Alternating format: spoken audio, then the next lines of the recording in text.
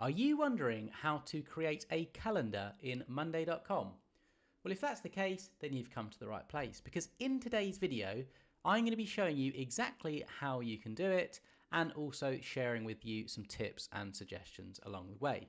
So the first thing that you are going to need to do is create a new board or find a board where you want to create the calendar view from. So as an example, for the purpose of this video, I have a demo project created.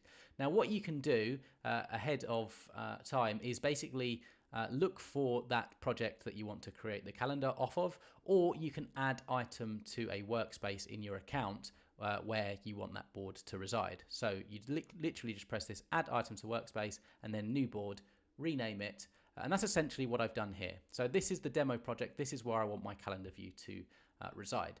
So at this point, all you need to do is press the add view button, and then you just need to select calendar. Now, when you do this, you have the option at the top here to rename it. So you could call this something like demo project calendar. Now, on this view, so this view is entirely kind of associated with the main table. So any updates in the main table will reflect through on the calendar. But you can also start manipulating your calendar from this interface. So as an example, you could find the date where you maybe want, you want something, and you just click add, and then you basically just add a new item. So you can rename this. So you could say something like, let's just call this project a finishing. A completion date, and then we could associate it to a particular group. So these are the two groups I have in the main table, this month and next month. We could specify an owner, and we could also put a status as well, and then we just press create project, and that will add it to the calendar.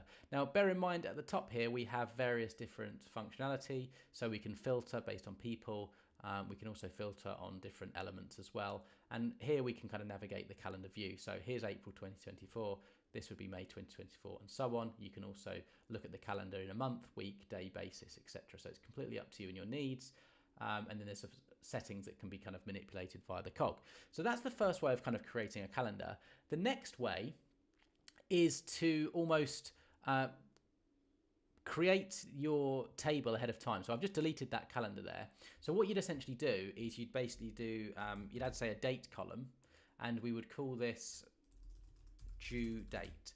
Now let's just say that this project was due, this is all just examples, Tuesday the 2nd, this was due Tuesday the 9th, and this was due Tuesday the 16th.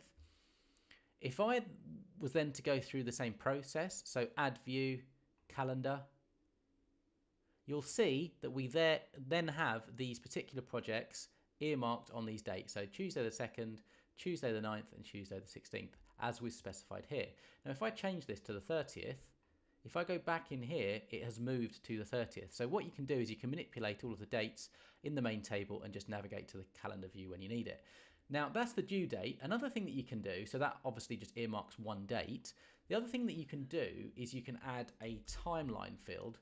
So if you go plus there and then type time and then look for this timeline option, then you basically just set the date. So let's just say this project is running from Monday to Friday, the 5th of April, 1st to the 5th of April.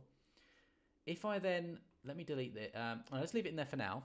If I then go to the calendar view, actually I might need to, sometimes it doesn't refresh, so you actually almost have to create it again. So let me just delete this. That's a little tip, actually. Let me create it again, calendar. Here we go. So there you see it's now updated. So now we can see kind of the whole week has been blocked out by this project because we've used the timeline column and functionality. So in this case, we would want to maybe delete the due date, because if you look, it's just going to look a little bit messy. What you could do is put, you could leave this as the due date and then put that as the timeline. So as an example, we could change this to, where is it? We could, or add a comment. You could add a comment. So you could do something like, or start a conversation and say, this is the project duration. This is the project due date. So that's how you do that. And it'll say project due date. And then you could put that this is something like project timeline. That's what I'm trying to get across. Sorry. There we go. So you could do something like that. Okay, oh, they're both updated, so don't worry about that. What I'd then suggest that you do is just remove this field. Okay, so we don't need both of these. We've got a timeline instead. What you could essentially do is you could have a due date calendar and a timeline calendar. That's probably the best way of doing it. So this is the timeline calendar as an example. And then, yeah, let's just set this as 25th to 30th and then go back to the calendar and it's now on there.